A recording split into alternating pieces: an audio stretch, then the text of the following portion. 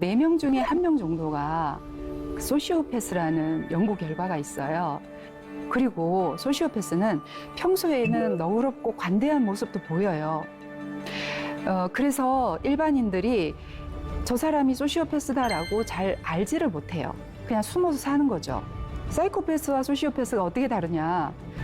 사이코패스는 충동적이고 즉흥적이고 두려움을 느끼지 못하는 기질을 가지고 태어난다라는 연구 결과가 있어요. 그러니까 태어날 때부터 이제 사이코패스인 경우도 많이 있다는 거예요. 그러나 이와 다르게 소시오패스는 남들과 다르지 않은 정상적인 기질을 대부분 타고나는데 환경적인 어떤 요소에 의해서 결핍이나 뭐 심한 상처나 뭐 그런 것들을 통해서 성격 장애를 가지게 된 것이다. 뭐 유아기나 영아기 때 혹은 청소년기 때까지 이렇게 잘 살펴보면 어떤 이상행동을 하거나 그때 이제 전문가를 찾아가서 치료를 시작해야 된다는 거예요. 그러면 해결이 돼요. 어릴 때는. 근데 이미 성인이 되고 나서는 교묘하게 그냥 숨어들어서 일반 사람들과 똑같이 행동하기 때문에 그런 사람들은 우리가 구별하기가 힘들고, 그리고 사회의 어떤 그 요소의 중직을 담당하고 있거나 뭐 이런 사람들도 많기 때문에 우리가 잘 모를 수 있다는 거예요.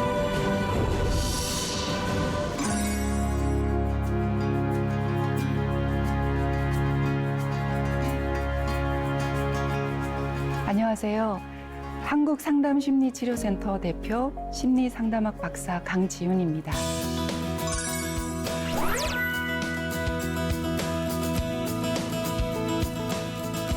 이번에 강의할 제목은 내 안에 살고 있는 괴물, 그 소시오패스, 사이코패스에 대한 얘기를 나눠보고자 합니다. 우리 안에 이 해결되지 않은 상처로 인한 분노와 불안의 문제가 여러 가지 문제로 인간관계에서 파생된다는 것을 이제 알게 됐는데요. 이 분노가 점점 자라서 이제 어떤 문제까지 벌어지냐 하면 사이코패스, 소시오패스 같은 그 성격 장애를 낳기도 한다는 거예요. 근데 의외로 사이코패스는 이제 우리가 흔히 아는 뭐 연쇄살인마 뭐 이렇게 얘기를 할 수 있는데 4명 중에 1명 정도가 소시오패스라는 연구 결과가 있어요. 그러니까 소시오패스, 원래 이 사람들도 이제 처음에는 상처받은 피해자였을 거예요. 근데 어느 순간에 그들의 상처가 점점 진행이 되면서 하나의 이제 질병의 형태인데요. DSM-4라는 기준에 의하면 성격 장애라는 진단명이 나와요. 근데 거기에 이제 소시오패스가 나오는데, 그 소시오패스가 우리 주변에 이렇게 많다는 걸 알면 굉장히 깜짝 놀라게 돼요. 아, 이렇게 많았단 말이야? 이렇게 얘기를 하거든요. 그래서 제가 그 사례를 하나 가지고 왔는데요. 이렇게 이제 제가 사례를 한번 보여드릴게요. 이제 이분이 이렇게 말했어요. 너무너무 이제 상처를 많이 가지고 너무 우울해하면서 이제 그 울면서 이런 말을 했는데 제 딸이 2살, 3살 때였을 거예요. 딸의 아빠가 아직 아기인 이 딸에게 물을 떠오라고 시켰어요. 그리고 계속 이제 지켜보고 있다가 아장아장 걸어오면서 물을 몇 방울 흘렸어요. 그러자 갑자기 아기한테 달려가서 뺨을 세차게 내려쳤어요. 아기는 싱크대까지 날아가 부딪혔고 놀란 아기와 저는 울면서 집을 나와서 거리를 헤맸어요. 부모님이 반대한 결혼을 했기 때문에 저는 친정에도 못 가고 갈 곳이 없이 방황했어요. 이제 그러고 여러 얘기를 했어요. 정말 너무 이제 끔찍한 얘기잖아요. 그리고 이제 순간적으로 이 딸을 보호하기 위해서 이 남편의 분노로부터 딸을 지켜야 되지 않을까라는 생각을 했대요. 그러나 결국 저는 다시 집으로 들어갔고 그 후에 20년 가까이 분노 조절이 안 되는 남편과 살 수밖에 없었어요. 교회에서는 이혼은 죄라고 하잖아요. 그런데 그 괴물 밑에서 자라게 한 제 자신이 제 아이에게 더 큰 죄를 지은 것 같아요. 아이가 이상 증세를 보이자 남편은 더욱 날뛰었고 저는 이혼을 선택할 수밖에 없었어요. 그러니까 너무 20년 동안 오래 참는 바람에 이제 20몇 살이 된 그 딸아이가 너무 이제 심각한 질병이 된 거죠. 병원에 입원해서 치료를 받아야 될 정도로 이제 심각한 정신적인 문제를 이제 안게 된 거예요. 제 딸이 병원에서 불안 증세와 조울증 진단을 받았는데 약을 먹어도 소용이 없어서 찾아왔어요. 어떻게 하면 나을 수 있을까요?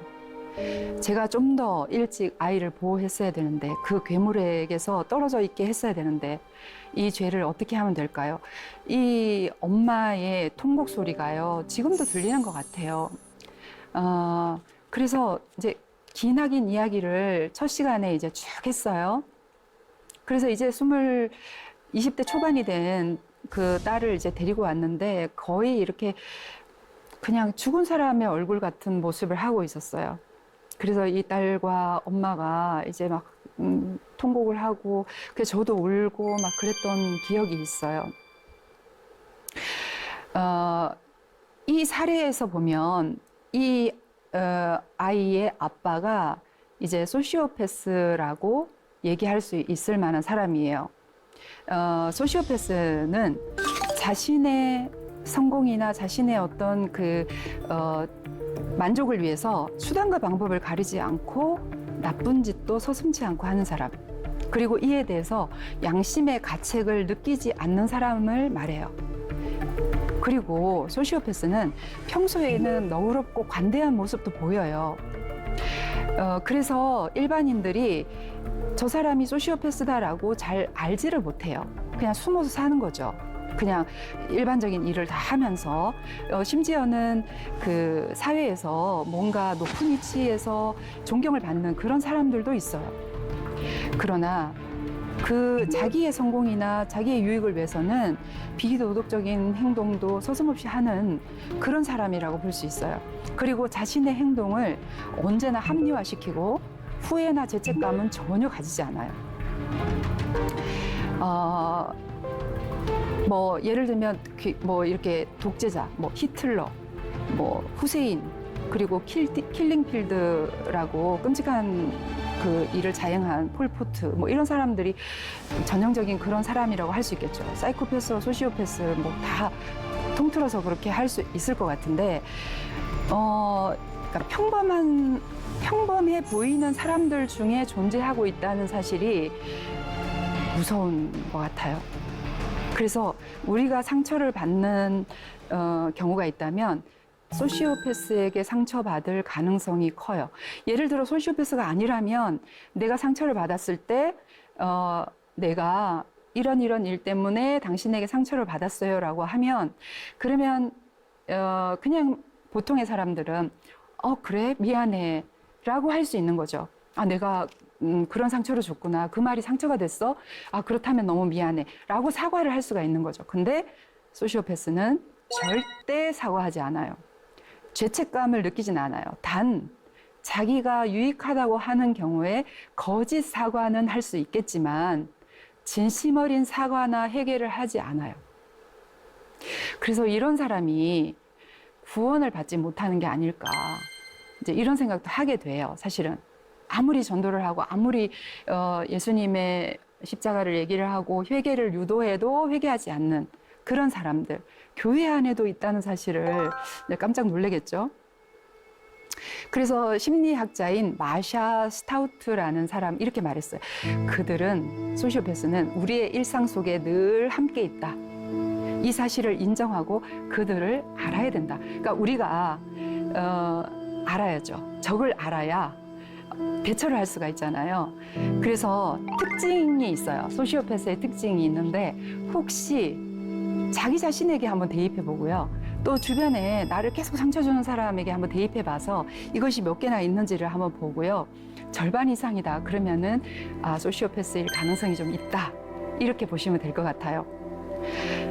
자신의 성공을 위해서 타인을 이용하고 거짓말을 일삼지만 양심의 가책은 느끼지 않는다. 자신을 잘 위장하고 감정 조절이 뛰어나다. 인생을 이겨야 하는 게임이나 도박으로 여기고 다른 사람들을 이용할 타켓으로 생각한다. 매우 계산적이다. 겉으로는 매력적이고 사교적으로 보일 수 있다.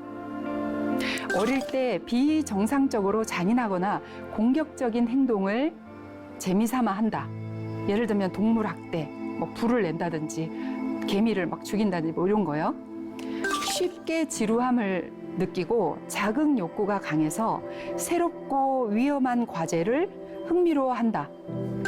또 자신의 잘못이 발각되면 거짓으로 후회하는 척, 반성하는 척한다. 아, 이번 잘못을 통해서 많은 것을 배웠습니다. 다시는 이런 일을 하지 않겠습니다. 나도 피해자입니다. 뭐 이러면서 동정심에 호소하면서 자신이 얼마나 순수하고 순진한지를 이제 강조하는 거죠. 이런 행동들이 이제 막 너무나 많이 있는 것 같으면 그 자기한테도 혹시 그런 게 있으면 내가 소시오패스가 될 만큼 상처를 많이 받아서 좀 이런 부분에 감정 표현도 못하고 억눌려 있어서 이런 성격 장애가 되지 않았을까라고 한번 성찰해 볼 필요가 있어요. 그래서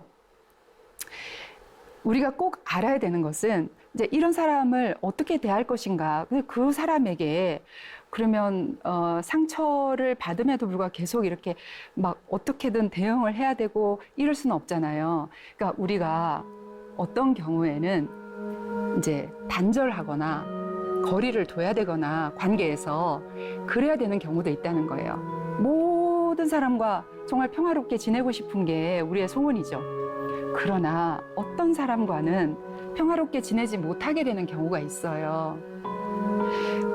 그것이 내 잘못이 아니라는 것도 알았으면 좋겠어요.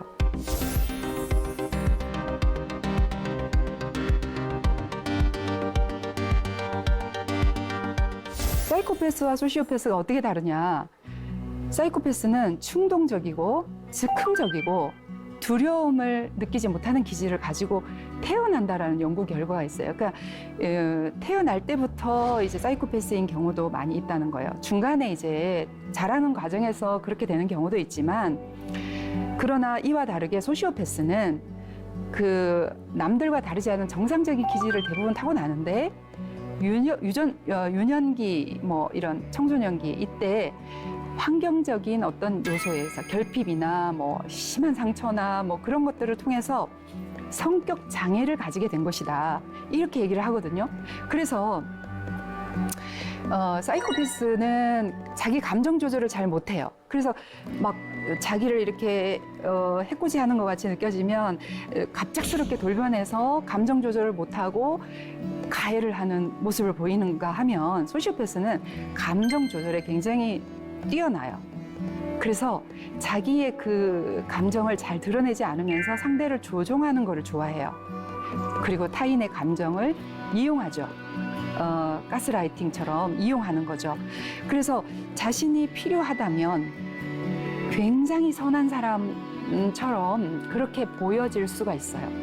미소를 탁 띄고 있거나 타인에게 친절을 많이 베풀거나 뭐 다른 사람 돕는 행위도 하고 이렇게 할 수가 있다는 거예요. 그래서 대부분은 저 사람은 정말 너무 좋은 사람이야, 뭐 법 없이도 살 사람이야, 근데 어느 순간 범죄자가 되는 그런 모습도 보잖아요. 그래서 우리가 잘 모르는데 이 소시오패스라는 것이 어느 한순간에 생긴 게 아니라 점진적으로 계속해서 생기면서 이 성격적으로 문제를 일으키고, 그래서 그 문제를 일으킨 부분에서 이제 해결되지 않으니까 점점 강화돼서 이렇게 돼버린다는 거예요. 그래서 사이코패스가 자기의 분노를 이제 범죄로 이렇게 확 드러내서 어떤 게 무서운 결말을 맞이하는 형태로 보인다면, 소시오패스는 그냥 보통의 평범한 사람의 모습으로 이제 우리 곁에 늘 이렇게 존재해요. 그러면서 계산적이고 치밀한 반사회적 행동을 하면서 절대로 회개하지 않고 자신의 잘못을 인정하지 않는 그런 성격 장애의 모습을 보여요. 그러니까 조금 다르죠, 그죠? 그래서 어쩌면 사이코패스는 우리가 이제 딱 드러나니까 피하기가 쉬운데, 소시오패스는 이제 걸리면 그 사람에게 아주 그 교묘하게 이용을 당하거나 교묘하게 상처를 받거나 엄청나게 이제 충격을 받게 되는 그런 문제가 생긴다는 거죠. 근데 이 분노가 가져온 이런 그 엄청난 질병들이 성격 장애까지 되면 치료가 안 된다라고 대부분은 결론을 해요. 정신의학에서도 그렇고. 왜 그럴까요? 왜냐하면 성격 장애가 돼버리면요, 자신이 문제가 있다고 생각을 안 해요. 절대로 인정을 하지 않아요. 내가 다 옳다라고 생각하지 절대로 내가 문제가 있고 이게 질병이다라고 생각하지 않기 때문에 아예 치료 자체를 안 하는 거죠. 그래서 치료가 안 되는 거예요. 그래서 이제 다 큰 성인이 되고 나면 너무 힘들고, 부모님이 잘 관찰해서 어릴 때 뭐 유아기나 영아기 때 혹은 청소년기 때까지 이렇게 잘 살펴보면 어떤 이상 행동을 하거나 뭐 예를 들어 뭐 병아리를 가져와서 죽이거나 뭐 하여튼 그런 이상한 행동을 할 때 그때 이제 전문가를 찾아가서 치료를 시작해야 된다는 거예요. 그러면 해결이 돼요. 어릴 때는. 근데 이미 성인이 되고 나서는 교묘하게 그냥 숨어들어서 일반 사람들과 똑같이 행동하기 때문에 그런 사람들은 우리가 구별하기가 힘들고, 그리고 사회의 어떤 그 요소의 중직을 담당하고 있거나 뭐 이런 사람들도 많기 때문에 우리가 잘 모를 수 있다는 거예요. 그래서 그런 사람에게 내가 만약에 계속해서 뭔가 누군가에게 조종을 당하는 느낌, 그리고 어떤 한 사람에게 너는 계속 이렇게 나쁜 사람이야라는 그런 뉘앙스의 말을 계속하면서 나를 조종하고 이용하려는 그런 느낌이 들 때 정신을 차려야 돼요. 이게 남녀 관계에서 일어나고요, 부부 사이에도 일어나고 연인 관계에서 일어나거든요. 그러면 연인이나 부부 사이는 동등한 관계가 돼야 되는데 항상 한쪽이 뭔가 뒤처지는 관계가 되고 한쪽이 자꾸만 이렇게 푸시해서 네가 이렇기 때문에 내가 우리 관계는 이런 거야. 항상 이제 상대방에게 잘못을 전가하는 거죠. 그렇게 하면 계속 그런 말을 듣다 보면 이제 가스라이팅이 돼서 정말로 내가 문제여서 그런가 보다라고 생각하게 돼 있어요. 그러면서 이제 막 그 영혼이 피폐해지는 거죠. 그리고 계속 이렇게 매 맞고도 사는 그런 아내들 얘기 있잖아요. 왜 매를 맞는데 계속 폭력을 당하는데 왜 같이 살지? 그것도 이제 그런 일종의 그런 거죠. 계속 때리는데 지금 이 연약한 여자를 때리는 것에 대해서 조금도 잘못이라고 생각을 안 하고 자신의 행동이 정당하다고 생각하는 것. 이게 정상이 아니죠. 소시오패스예요. 그게. 그래서 아까 제가 말한 그 사례에서 그 여자아이의 엄마가 자기 남편에 대해서 이렇게 표현을 하더라고요. 네, 깜짝 놀랐어요. 애 아빠는 다른 사람들 보기에는 더할 수 없이 좋은 사람으로 보였어요.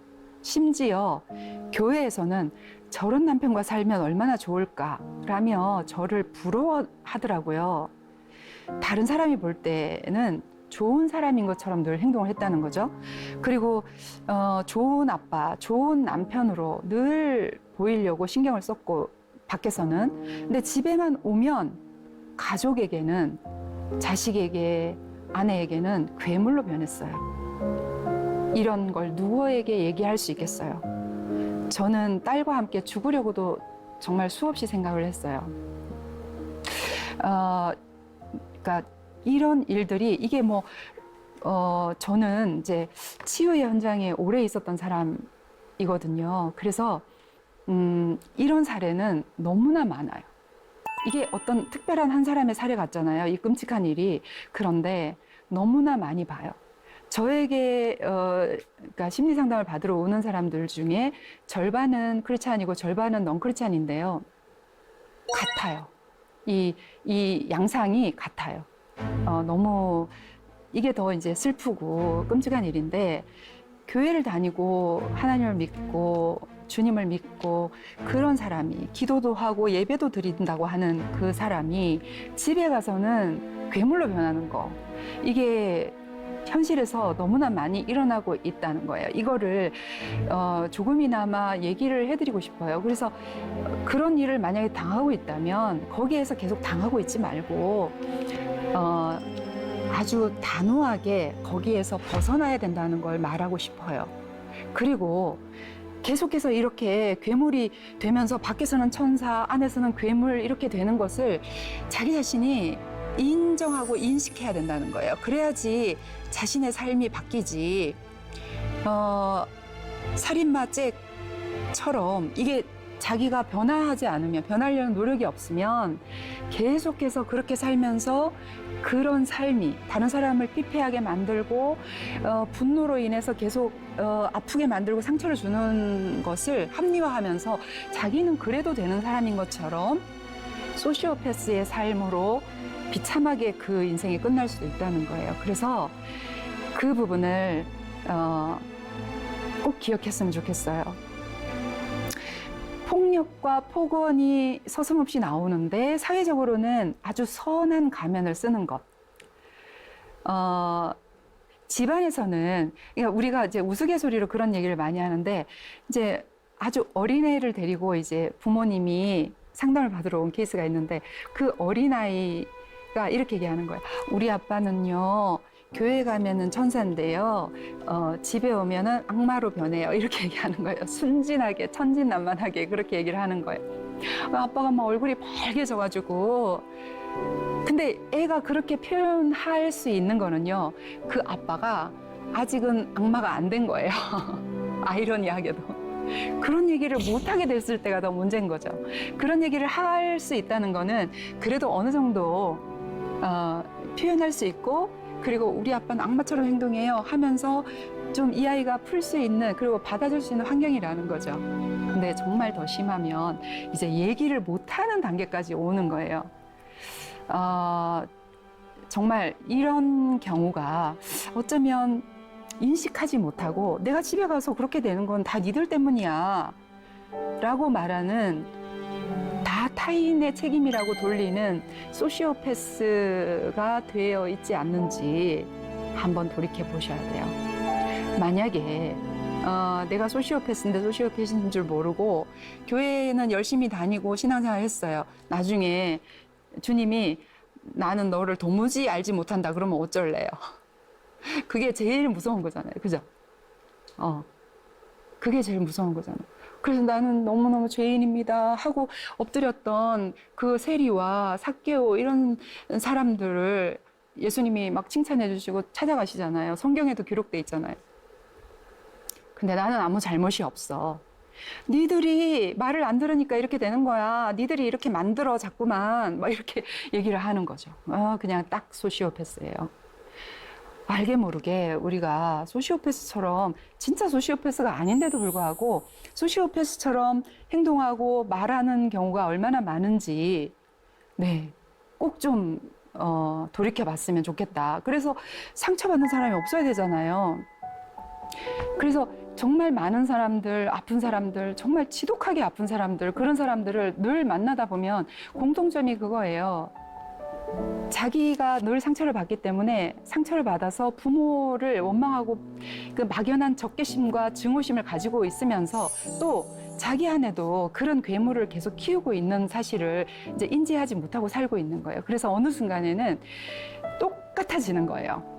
막 똑같이 누군가에게 화를 내거나 상처를 주는 말을 거침없이 하거나 이렇게 돼버리기 때문에 이것이 인간관계 안에서, 이 지상에서 인간이 사는 동안에 정말 평화롭고 행복하게 살라는 하나님의 뜻과는 전혀 반대되는 정말 불행하고 고통스러운 삶을 계속 이렇게 이어가는 그런 문제가 돼버린 거죠. 아장아장 걷기 시작한 아기가 물을 떠오면서 물을 철렁철렁 이렇게 흘린다고 때리는 부모가 그게 정상인가요? 오히려 아유 우리 애기 정말 잘하네, 고마워, 너무 잘했어, 물을 흘리는 게 당연하죠. 아직 이제 비뚱비뚱 걷는데 물을 흘리는 게 당연하잖아요. 근데 그걸 물도 하나 제대로 못 가져와 하면서 그냥 때리면 괴물이 아닐까요? 그거는 괴물이죠.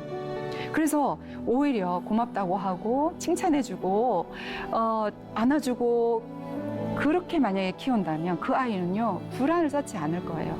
그리고 자라서도 이미 이제 다 성장한 성인이 되고 나서도 사람들에게도 항상 자존감이 높은 사람으로 자신감 있게 다가갈 것이고, 어떤 사람에게 상처를 쉽게 주는 사람이 되지 않고 오히려 위로와 격려를 잘할 수 있는 사람이 되지 않을까라는 생각이 들어요.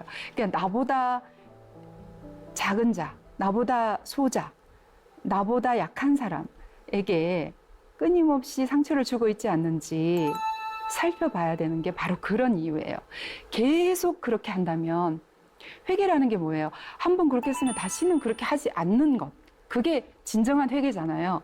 근데 교회 가서 잘못했습니다 기도해 놓고 다시 그 행동을 반복하고 회사에 가서 내가 높은 사람인데 막 상처를 주고, 집에 가서 아이들한테 막 상처를 주고, 그런 행동이 조금도 변하지 않는 사람이 소시오패스 또 사이코패스가 아닐까. 그런 것들을 우리가 찾아내야 되는데요. 그래서 우리의 무의식 속에 뭐가 있는지, 아직 해결되지 않은 상처가 많이 있는지, 이 부분을 좀 이제 들여다봐야 되는 시간이 아닐까라는 생각이 든다는 거예요. 그래서 이제 가끔 치유의 현장에서는 괴물이었던 아빠가 자기의 잘못을 깊이 깨닫고 자녀에게 이제 사죄하는 경우가 있어요. 그러면 이 아이가 아무리 깊은 상처를 할지라도 금방 치유되는 그런 것을, 정말 기적적인 현장을 많이 봐요. 얼마나 놀라운지 몰라요. 그 상처 줬던 대상이 나에게 진심으로 사과하고 용서를 구할 때, 어떤 엄마는 초등학생 아이 앞에 무릎을 꿇고 앉아서 용서를 구했다잖아요. 그럼 그 아이의 상처가 순간적으로 씻은 듯이 없어지는 거예요. 나중에 자라서 어른이 돼서 공황장애가 되고 우울증이 되고 그렇게까지 되지 않을 수 있다는 거예요. 그래서 너무 세월이 오래 흐르기 전에, 예를 들어 20년, 30년 흐르고 나면 그때 무슨 일이 있었는지 다 기억이 안 나잖아요. 그렇게 되기 전에 미리미리 용서받아야 될 것은 용서를 받자.